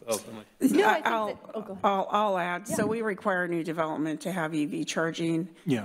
We're actually the first city in the state that's required that for single-family residential as well. So you don't have to have the actual charger for single-family, but you have to have the means to hook up to it. So you have to have the electrical in there for EV charging, and then all new development requires a certain portion for EV charging. I think the other question is, does that, from a public aspect, like EV charging was required for the development of this building, so that's why we have it out there. And we'll have fleet requirements that transition some of our vehicles to EV per the state requirements as well, but that's a bigger question of, so does the city maintain that? And I think that gets to a bigger question just all over is parking management, which with the development of town center and other things, we're going to get to the point where managing parking with the light rail station reopening, and once town center starts to fully develop out, then we're talking about parking enforcement and a parking program. And, that could be part of that conversation. Okay. Commissioner Harrison. Thank you, Chair. Yes, I believe one of my comments had to do with supporting EVs in the city as well, if not on this iteration, on a previous document. And my thinking on it when I sort of made that comment was more along the lines of, like, you have states like California that are looking at pretty much outright restricting gas-powered cars in, the next, 20, 25 years. So, we will reach at some point, every town in America, most likely Washington's not too far behind, although it probably is behind, where, EVs are the standard. And I don't know what it would look like, but I think it's a good conversation to have, to just sort of starting to think about that. I work for a library system, and it's a conversation we've been having as well about also, whether they could be incorporated into the public library parking lots. So it's something to think about, how that could actually end up happening. I'm not, I don't really know, but I definitely like the idea that it is coming up, and it is a topic for conversation as we sort of move to the future. Great, thank you. And I think as noted, definitely at the nexus of land use and transportation, so a really concerted effort and conversation. Yep. Alrighty, well, in wrapping up, we just wanted to make sure to open the floor if there's anything that we did not cover that folks would like to see in the plan. Definitely noting some appetite for additional light rail, as we've discussed earlier, bike ped board, concepts like that. Is there anything else we didn't get to yet in tonight's conversation? I had a couple things to run through. First off, I think there's a phrase, a place to drive to, not a place to drive through. Other cities in our area have looked at things like, traffic diversion or traffic calming to sort of minimize the amount of through traffic we have. I think we don't really have the space to be like, Briar's superhighway to the freeway. So I think we need to look at, when we look at traffic demand management and things like that, we also need to be looking at like how we're not so much a place to drive through, but a place to drive to. If that makes sense. So reducing through traffic through our neighborhoods and probably through our city, because I don't think we have room for other cities' cars. Did we talk much about vision statement? Nope. Okay. I think we should, transportation is one of those ones we should probably put it together a vision statement for. A couple of things I'd like to see in that vision statement are the idea that a car is not required to live a full life regardless of age or ability, designed for ages 8 and 80. And then also the sustainable transportation pyramid, I think that would be nice to include somewhere, which is that sort of inverted pyramid that has like people walking on the top and then cars and or bikes and then and sort of way down at the bottom is like other cities' cars. But I think, also we probably should put emergency vehicles in there somewhere because they are a type of transportation.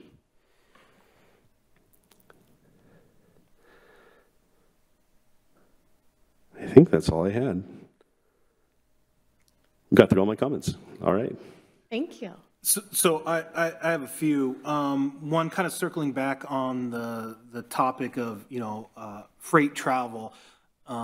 Has there been complaints or an issue with freight traffic on our non-arterials? Because usually freight traffic is either going to be, dictated by throughput or the destination. And most of the destinations that I can think of off the top of my head that would require like a semi-truck are on our arterials. They're not in our neighborhoods. So that's one question, but it brings up a good point because as we talk about expanding where we would be allowing, sort of mixed use buildings and possible neighborhood nodes, you might have a small restaurant that requires a delivery in the morning and they order from Cisco and Cisco isn't rolling up in a small van. They're rolling up in a big delivery truck because they've got 50 other deliveries they're going to make. And so that's the way they economize their, their trips. So one is has it been an issue? And two, would us restricting freight travel inhibit the ability to have that mixed use development in new areas that we don't have it currently? I'll kind of start first. As far as has there been issues with freight traffic on, we'll say, local access streets or non-arterial streets? I've received a few comments, and a lot of times it tends to be more around construction than like delivery vehicles. We do have some streets that are lower classified streets, like say a collector arterial, that aren't constructed necessarily for to handle truck traffic that we have. Truck traffic on Lakeview Boulevard. We also and 66 are two in particular that I hear from the residents on those streets in particular. So I think what we're looking for, what we want to do as part of this, the plan, is identify kind of appropriate networks with the recognition that as we have more development, there are going to be needs for delivery trucks to access these that may not necessarily be directly on arterial routes. So you might be a block off of Main Street off of 56, but as development occurs, how do we make sure that some of those delivery vehicles can still access those spots? So I think that's the goal, is looking at kind of where some of those hubs might be and making sure we are accommodating for the deliveries that are going to be needed to support those developments and businesses in those developments. I think about, an example. Depending on when you time it, at Cedar Plaza, there's always a semi-truck blocking off where the Starbucks is because they're making their delivery at night. But usually that's in off hours and it's not too bad. But, in Seattle, they're parking in the middle of the street because they got nowhere to go. And then you're just kind of like, and you're looking for the PEOs. It's like, you gonna do something? You know, they just they just kind of, it's like, what do you want us to do? It's just like that's the reality. That's the, you know, that's their only option. So yeah, I was just kind of curious about that because of our wonderful suburban street network. You know, it doesn't make sense for a lot of this freight traffic to deviate. Right. But it's like you say, it's making sure we have those routes and making sure those routes are probably well signed so that if you're in a truck and you're trying to get, you have clear recognition of what those truck routes are, so that you're less likely to want to veer off of those routes. Gotcha. Because I know we have a map in our comp plan, in you know, our transportation plan, saying this is our truck network, but the delivery driver isn't necessarily doing the research ahead of time and reading a 200-page document on each jurisdiction that they're going to. Right. So the other question I had, and it kind of circles back to, you know, what we're able to do now in terms of, you know, wider sidewalks, bike lanes versus, you know, what we can do in the future. I've already kind of brought up, hey, let's make sure we have that additional potential right-of-way space in reserve in the future, you know, if we're able to do that. But I know the city tries to sort of combine their projects. It's like, hey, we're doing this, XYZ department, do you also have this need? Let's take care of both of them at the same time.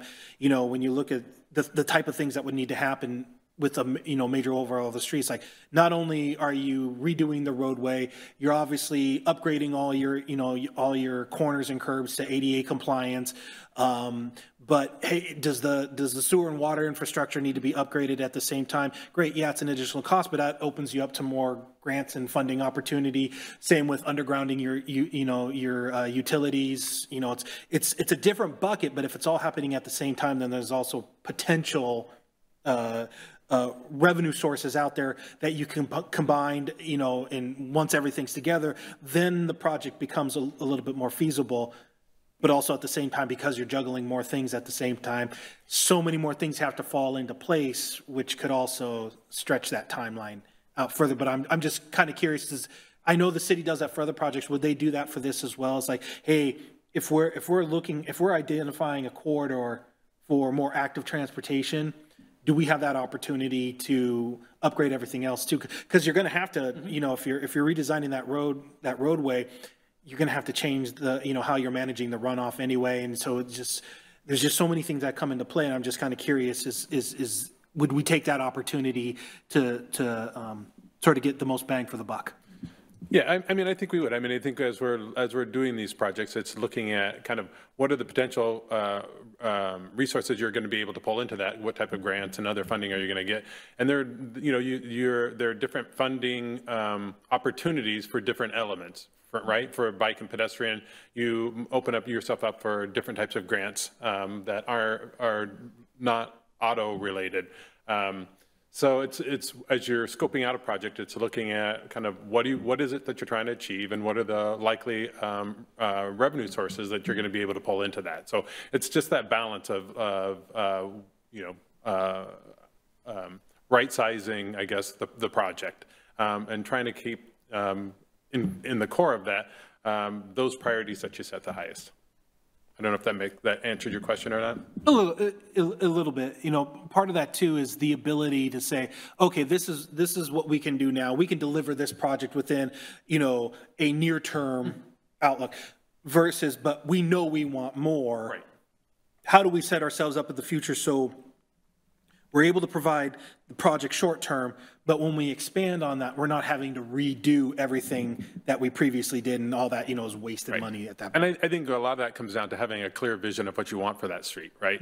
So that you can build on it and you're not having to redo certain elements, or that as you're building on you're setting yourself up for kind of the next phase. It's just having, I think that's where it's important to have a clear vision of what you want that street and what you want those facilities to look like. Yeah, and it's kind of my concern with biking, because, you know, I look at, obviously I'm not out there sitting, you know, watching the bike lane 24/7, but I even seeing, you know, previous studies and reports that the city has done when they do the traffic, you know, they do the bike lane traffic count. They're like, how many bicyclists observed? 0. And it's like, yeah, it's because we have a bike lane, but the average user does not feel comfortable using a bike lane when it's just a thin strip of paint separating you from the traffic. Even if the traffic is slower at that point, there's still that comfort level, whereas the buffered bike lane, I think, would automatically open it up for more people who would be willing to try it. And then once they realize it, it's like, hey, great. If I don't need to haul a trunk load of groceries home, but I need to go to one of those plazas to, run a quick errand, I can get on my bike and I can do that. The other thing that I would always think about, living here as long as I have is, the hills are a detriment to people. Not everybody can walk the hills. Not everybody can bike the hills. Now that we're seeing, sort of electric bikes kind of open that mobility up for more people as well, is like now you have a protected lane with somebody who might have an electric bike.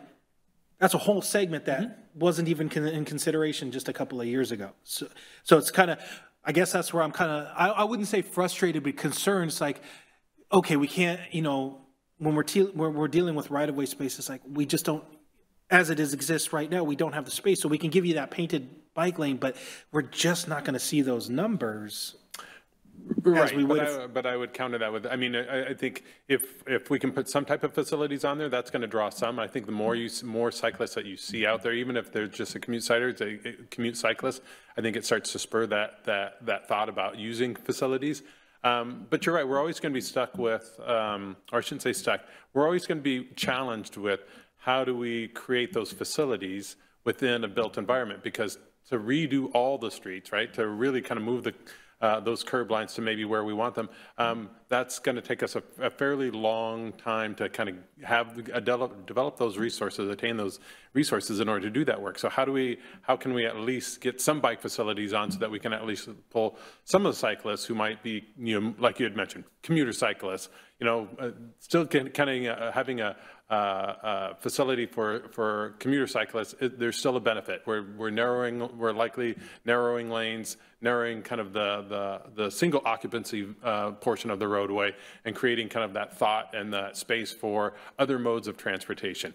If we want to do something like buffered bike lanes and do more buffered, it gets back into that discussion we were having before, which is making that trade-off. A lot of times that means pulling parking off, right? And so that's a hard conversation to have with residents who oftentimes may want the bike facility, but also feel like that parking is really important for their, to access their home or for the businesses that are in front or what have you. So it's trying to make those trade-offs. So that's the challenging part when it comes to bike facilities is kind of is getting the facility you want, and what are you prioritizing that over? So I don't have a good answer for that. No, I know each location is going to be different. If we're talking about facilities on 44th, the trade-offs are going to be different than if we're talking about on other sections of 36, because I don't think we have 236. So each one's going to be is going to be kind of a delve into what's the facility we want on that corridor, and what are we willing to prioritize? How are we willing to prioritize the various movements, whether that's transit, freight, cyclists, pedestrians? All those all those have needs, and sometimes you can't get everything you want on a street, so you have to make that prioritization. And I know in the past we've had discussions, when I say past, where I'm going back 10, 15, even 20 years as my time on the Planning Commission, IDing maybe alternate routes for some of these bike lanes, instead of putting it on 56, putting it on 58th, instead of putting it on 44th, putting it on 48th. Right. The only problem with that is that you start to sort of push it off out of the center, and so your capture area kind of gets shifted. And somebody who might be willing to walk or bike to 44th wouldn't necessarily be willing to go that additional distance to 48th. So, there's kind of their trade-offs, but I would think, if you had to prioritize, we have so few through streets through the city that provide direct connection.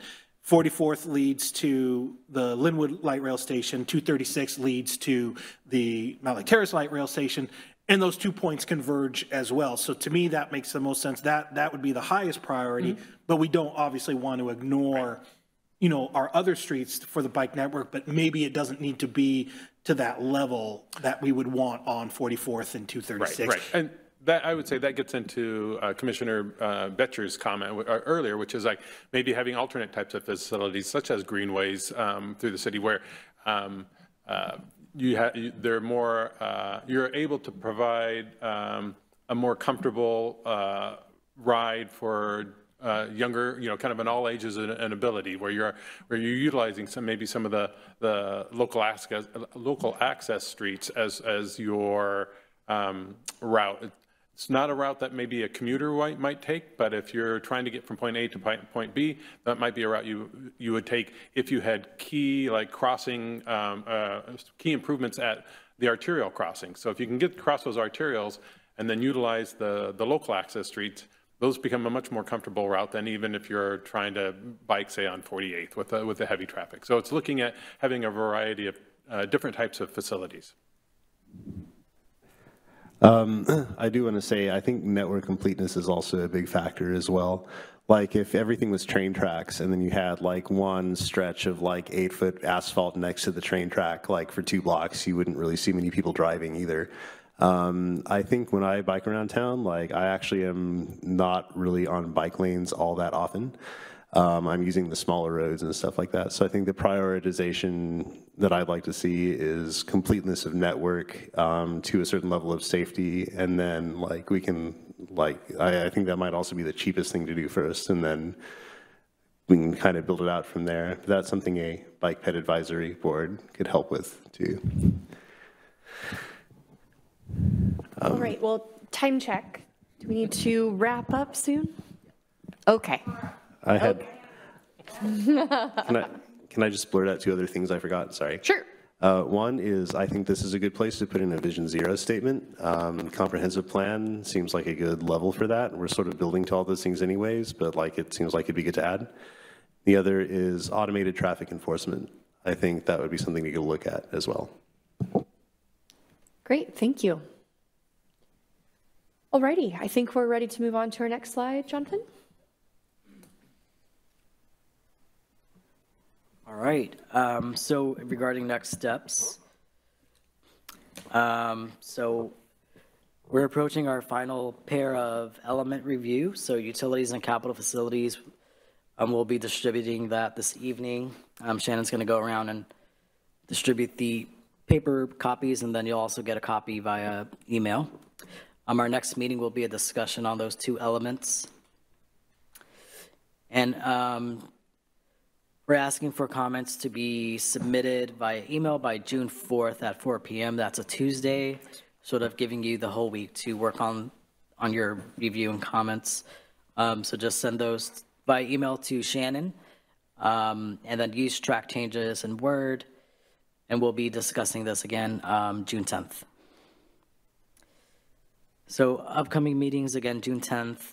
On June 24th, we'll actually be having, taking a break before we delve into the full draft plan review. So there will be no meeting on June 24th. July 8th, we'll start our draft plan review. So we're anticipating about 3 working sessions, sort of going over review of the draft plan before we work on a recommended draft that's sent to council at the end of August. With that, I think that's it. Any questions? I just want to make sure I'm not forgetting our online commissioners. Does anybody online have any additional questions or comments? I am not hearing or seeing any, and just double checking for in-person people. I think we've probably made all of our comments already, so. Okay, I think we're good. All right, thank you all. Good discussion. All right, so item number 7, director's report. Okay, I think Jonathan already covered one of the important topics was just that we're doing a sub-area workshops on June 11th. We're getting down to our last 2 CPEG meetings, and June 26th is the last meeting. So we wanted to, we're looking at things to do to recognize the members of that commission for their efforts. And so we'll have a little bit more update on that of what we're doing. I always like food, so it'll probably involve some food, and maybe we can have council come and something like that, just to kind of wrap up that effort as we get ready to get the full draft plan together for you guys to take a look at. In the back of the room, we have Price is Right check back there from U.S. Representative Del Benny that was presented today to the city, $850,000, and that is for monies to go to phase 2 of the Main Street project. So additional monies that were garnered for that project. When we talk about these road projects and infrastructure and all of the things, we're talking many of millions of dollars that make a small little strip of street come to reality. It's pretty mind-boggling, but I think there's, at least since I've been here, a lot more attention to those things that we were talking about this evening, which is aging infrastructure, 50, 60 years old. And when we're doing these projects, thinking about the whole of the project, 66th, 60th, Main Street, others of where, we're doing the full infrastructure, and we're also thinking about bike and ped and those things as well. So it definitely increases the cost, but I think doing these projects the right way and making sure that their whole projects is a good thing as well. That's really all I have for this evening. We have a lot of moving parts as far as the comp plan and the EIS that we're working on with our consulting group and our subconsultants. We're having an all-day work session this Friday on those matters as well, just trying to put all the pieces together. And then, like what we talked about, is adding those other important pieces as we're taking a look at all of our land use classifications, which will turn into zoning, which will turn into development standards, of really trying to think through that process as we go through adopting the comp plan and what really the next couple of years is going to look like for you guys as a planning commission. We're gonna look at the whole thing. So, and it's needed. It's needed at this time. So, definitely going to be a lot of work ahead, but we want to be thinking about that as we're putting the final components together for the comp plan, just to make sure we're hitting the bigger goals and policy language, so then we can work on the details as we move forward. So your point, Commissioner Betcher, I think as part of the commission, additional committee or commission that you want, I would recommend a bike and ped plan as well. So something to think about that I think that we've needed for quite some time, which that group could work on. So anyways, food for thought. Thanks for everyone here and online to actively participate and be thinking about these broader questions as we move forward in the city. There's going to be a lot of changes coming our way, and a lot of thought needs to be put in to how that's going to look like. So I appreciate you guys and taking the time to do this work on your off hours when you could be out having fun doing other things. But just want to recognize the work that you guys do. It's very helpful. So with that, any questions you may have, I'd be happy to answer. Yeah, for the 31st, I know you guys are having your, kind of get together retreat, but it's at the same time as the high school outreach. Is there any? Last I heard, staff wasn't going to be in attendance. Has that changed, or is it just going to be the consultants with the high school kids, or is there going to be any kind of city representation there? There's going to be no city representation there, but we've been working hand in hand with the consultant group. And staff was met with the high school group previously. So we were with the consultants and the high school group. So this is very kind of a targeted effort here as a follow-up to meeting with them previously. So there were some of us in attendance and meeting with the high schoolers before, so. And I haven't heard anything since I originally, brought up the idea, so I'm assuming they still don't want any additional people there. Well, I think bare minimum, absolute necessary. Yeah, Jonathan, you wanna? Yeah, so, sorry. So our consultant, the Vita agency, I believe they reached out to Chair Batista if you were interested in attending. I have not been reached out to. Okay, so I'll make sure that you get that information. And then if there's any other commissioners who are interested in attending, it'll be at, I believe, at 12:45 on a Friday, the 31st. Okay. So. As I say that, I realize if they did reach out, they may have used the email address that I never look at. So okay. Instead of the one that staff knows to send stuff to. So that would be on me. I'll take a look. Okay. Yeah, we thought there was an attempt to reach out to you a couple of times just to follow up on that if you wanted to. They wanted to kind of limit the amount of staff, which I understand. So yeah, we have met with a lot of the kids at the high school previously, but yeah, just timing and the amount of work that's done. And the sub-consultants are actually very versed in connecting with, that's why they were brought on as sub-consultants, which is to expand our outreach and do it effectively in working with different groups. So we've been a part of that all along, but there's some strategic stuff that they're going out and doing as a part of those conversations. So we feel comfortable with them going out and doing that this Friday. We have other work that we need to get done this Friday as well. So that's really important for the EIS work and for getting our draft in order to present to you folks as well. Okay. Just want to see if anybody else has any additional questions for the director.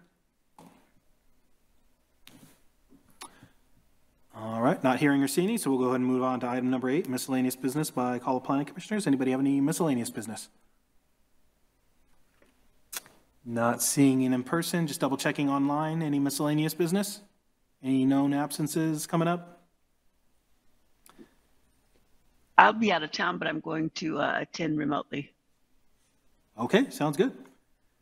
And then I just wanted to confirm on the timeline there was, it said no meeting. I just want to confirm that is no meeting period or just no update related meeting? No meeting period. You get to take the 24th off. Okay. Great. So not hearing or seeing anybody else wanting to bring up any miscellaneous business, I'll go ahead and declare this meeting adjourned. Thank you very much, everyone. Thanks, everyone.